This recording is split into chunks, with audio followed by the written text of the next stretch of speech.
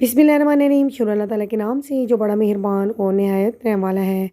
अस्सलाम वालेकुम my YouTube family, कैसे आप सब? उम्मीद करती हूँ आप सब खैरियत से होंगे। आज मैं आपके साथ विंटर स्पेशल साग की रेसिपी शेयर करूँगी। असल सरसों का साग बिल्कुल पंजाबी तरीके से जैसा कि गाँव में बनाया जाता है वो वाला साग बनाने की रेसिपी शेयर करूँगी।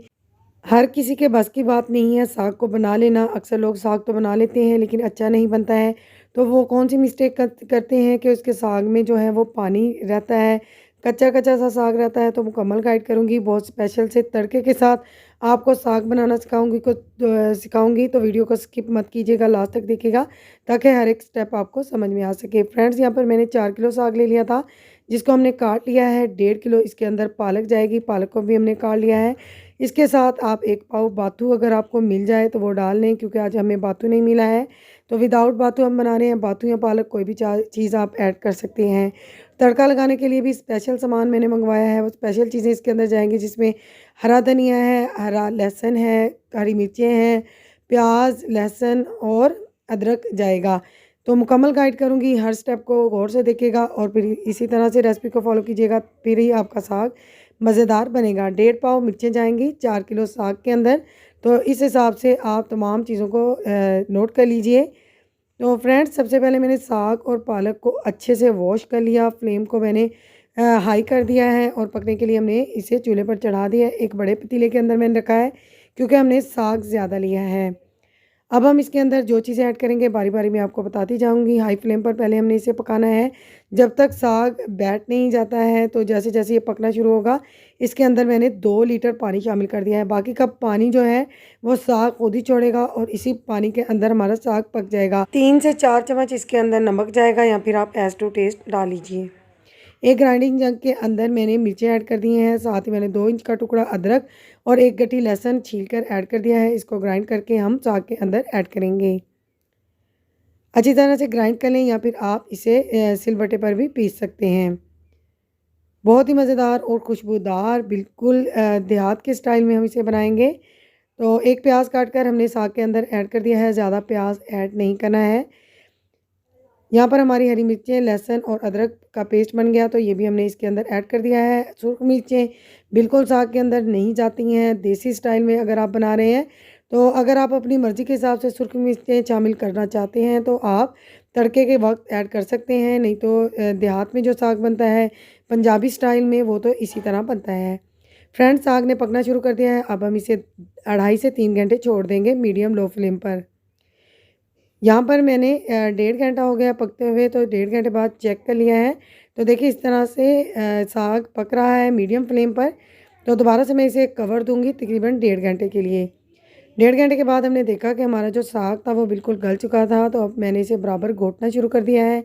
अक्सर लोग साग तो बना लेते हैं लेकिन इसमें कोई जायका नहीं होता, तो वो इसी वजह से नहीं होता। देखिए आपको साग के अंदर जो पानी नज़र आ रहा है इसे ड्राई करने का भी एक ख़ास पंजाबी तरीका है। तो वो क्या है कि हमने अब इस स्टेज पर इसके अंदर आटा शामिल करना है। चाहे आप मकई का आटा शामिल कर लें, बेसन शामिल कर लें, मैं तो गंदम का आटा जो घर पर रोटी बनाने के लिए यूज़ करते हैं वो इसके अंदर 1.5 प्याली ऐड करना है और फिर इसके साथ ही इसको घोटते जाना है। फ्लेम को यहाँ पर लो रखा हुआ है।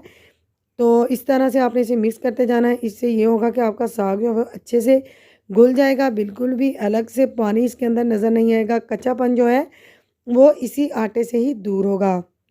अक्सर लोग इस स्टेप को मिस कर देते हैं जिसकी वजह से उनका साग बिल्कुल भी अच्छा नहीं बनता है। कच्चापन जो है वो साग से नहीं जाता है। तो फ्रेंड्स, आपने इस स्टेप को लाज़मी करना है। अगर आपने कभी गाँव का साग खाया है तो आप उनसे रेसिपी पूछ सकते हैं, तो इसी तरह से बनाया जाता है।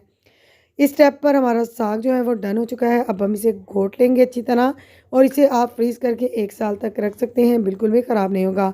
जैसा कि आपको पहले बता चुकी हूँ कि एक ख़ास तड़का लगाएँगे, तो तड़का लगाने के लिए यहाँ पर मैंने 8 अदद हरी मिर्चें ले ली हैं। इनको मैंने फ्रेश ही कूट लिया है।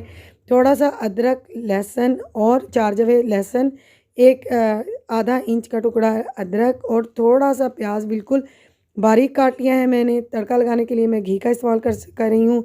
आप मक्खन भी ले सकते हैं। तो फ्रेंड्स, यहाँ पर घी जब गर्म हो जाएगा तो हम इसमें 1 चम्मच पिसा हुआ अदरक लहसुन और कटा हुआ अदरक लहसुन और प्याज शामिल करेंगे।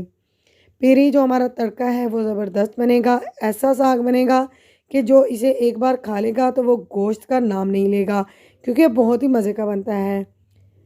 जब हमारा अदरक और लहसुन भुन जाएगा, इस तरह से रेड रेड हो जाएगा, तो हम इसके अंदर पिसी हुई हरी मिर्चें शामिल करेंगे। अगर आप हरी मिर्चें शामिल ना करना चाहें तो इस स्टेज पर आप सूखी मिर्चें ऐड कर सकते हैं।